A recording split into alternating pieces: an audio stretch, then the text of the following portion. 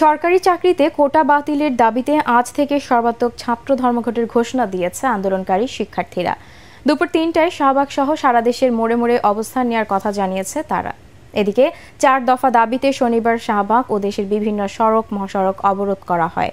বৈষম্য বিরোধী ছাত্র আন্দোলনের ব্যানারে আদ্দিন সজীবের রিপোর্ট। মেধা নাকি কোটা, আন্দোলনের শুরুটা এখান থেকে। দফা এক দাবি এক, কোটা নট কামব্যাক।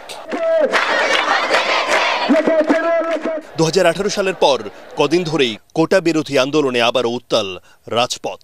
বিকেলে রাজধানীর শাহবাগে অবস্থান নেয় আন্দোলনকারীরা। কোটা প্রথাটা যদি আমাদের সমাজে সৃষ্টির জন্য হতো তাহলে নিশ্চয়ই আমরা রাজপথে নামতাম। আমরা রাজপথে নেমেছি বৈষম্যের বিরুদ্ধে। আমার একটাই কথা যে অযৌক্তিক কোটা বন্ধ হোক। আমরা আমাদের দিক থেকে সচেষ্ট, আমরা তাদের দুর্বলতাকে দেখানোর চেষ্টা করতেছি। বৈষম্যমূলক কোটা প্রথা তুলে নেওয়া হবে ততদিন পর্যন্ত আমরা আমাদের আন্দোলন চালিয়ে যাব। ইতিমধ্যে আমরা আমাদের ক্লাস পরীক্ষা সবকিছু বর্জন করেছি। ছাত্রদের প্রতিবাদে বন্ধ হয়ে যায় যান চলাচল। প্রায় 1.25 ঘন্টা সড়ক অবরোধের পর আসে নতুন কর্মসূচি। রোববার থেকে আরো কঠোর হচ্ছে তাদের আন্দোলন। বিকাল 3টা থেকে বাংলা ব্লকের কর্মসূচি ঘোষণা করা হলো।